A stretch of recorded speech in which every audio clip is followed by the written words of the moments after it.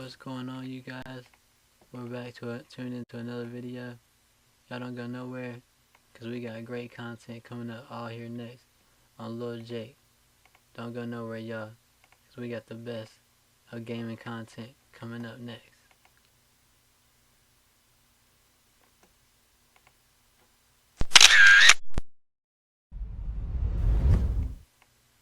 Welcome back, you guys. You're tuned into another video with Lil Jake here, and today we're going to be watching Battlefield 6 campaign, and it's refreshingly punishing. By Games Radar, we checked them out last night. We're going to check out the Battlefield 6 video now. Y'all don't go nowhere, because we got some great content coming right here, right now. Let's get it. The most common thought I had while playing an early taster of Battlefield 6's single player was, ow. Having been given the chance to play several missions from the campaign early with the dev team, I can say that gunplay in this game is punchy and tactile, with recoil, muzzle flash, and sound design all working together to make every bullet feel terrifying. Call it literal bang for your buck, and it certainly makes That was a dope scope. shooting feel fun. But I quickly learned that this was a rule that applied both ways. Sure, They got ship battles on this game, y'all. Straight up ships. enemies collapse in a puddle of their own offal the moment they take a bloated military budget to the face. But it's not like the player characters are any more durable. Running out of cover without preparation would usually lead to an immediate lattice of enemy crossfire, with suitably mortal results. None of this is criticism, though. I'm a veteran of From Software, Cuphead, Celeste, and recently the infamously vicious Silksong, just to name a few. I like hard games, and Battlefield 6 certainly isn't comparable to any of those. Still, the fact that it came with a few teeth was a surprise, even if it wasn't an unwelcome one. And this has made me realize that AAA gaming right now is undergoing a bit of a transition, at least when it comes to prevailing wisdom regarding challenge. And if nothing else, it's a far cry from the generation of gunplay that's the supposed inspiration. This game just looks like a Battlefield, to be honest. Looks like a big ass Battlefield that's going on. I guess that's why they call it Battlefield.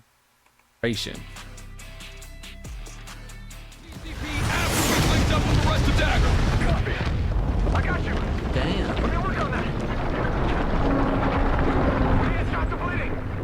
Part of my surprise came from initial expectations. Interviewing a few members of Battlefield 6's design team, Battlefield 3 and 4 are the clear and obvious points of inspiration, but I can intuit a broader desire to look back at the more grounded FPS shooters of the late 2000s and early 2010s, before superpowers, jetpacks, and chainsaw gory kills became the norm. And I have no problem with that, but to my mind, the AAA games of that era were also defined by being, well, they're pretty easy overall. Some exceptions, definitely, but few could argue that this wasn't a period of safety nets, quick-time events, metronomic checkpoints, and a pivot towards cinematic experiences that often objected to letting the player fail at all, just because the script wouldn't allow for it. And yes, Dark Souls was also in this era, but part of that game's identity at the time was in just how much it played against the current prevailing wisdom. And the military shooters of the time were generally in keeping with this trend. There were exceptions, sure, but Call of Duty was already turning towards power fantasy,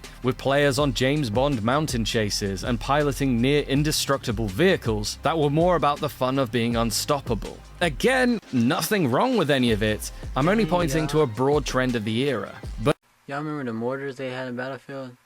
Now they got straight up drones. This is dope. a trend that Battlefield 6 shuns.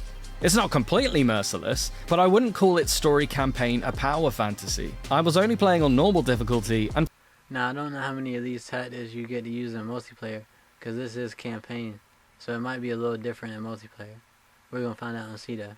found myself frequently in genuine mortal peril, pinned under fire, diving away from grenades, or backpedaling from swarming goons before they could shred me from all sides. It's a cover shooter first and foremost, and I quickly learned that the mere act of advancing is taking your life in your hands. But in Squad, we trust. My NPC comrades, though not necessarily burdened with brain power, could be commanded to mark foes, throw smoke bombs, or even non-smoke bombs of varying payloads. In practical terms, it's several different ways to shriek for cover before you risk dashing into the open, trying to relocate to somewhere that isn't rapidly being reduced to rubble. Run! The whole experience marks an interesting point in gaming, and what we expect from difficulty and challenge from mainstream titles. In a long You got the distant times gone by, I'm talking the pre-internet era of antiquity, games will be blisteringly hard. What was that scope called? The one with the circle on it? It's not an ACOG, it's like a holographic or something. As a default, a choice usually made to extend their playtime. Then, over the next few decades, things were tempered. The harshness dialed back so as to reach a far more mainstream audience. Yes, we're talking about very broad trends here, but the average challenge level afforded by mainstream gaming was undeniably dialed down for accessibility's sake. It's only in the last 5 or 10 years that we've begun to see the pendulum swing back the other way, marked by the success of games like Elden Ring, Kingdom Come Deliverance 2, and, of course, Silksong, as general video game literacy is on the ascent and wider audience grow more comfortable with a higher skill ceiling in their games. That's why Battlefield 6 can afford to be harder than its forebears. Admittedly, Battlefield as They're doing a fight on a railroad track and the dude was chasing them down in a Jeep. This game looks epic.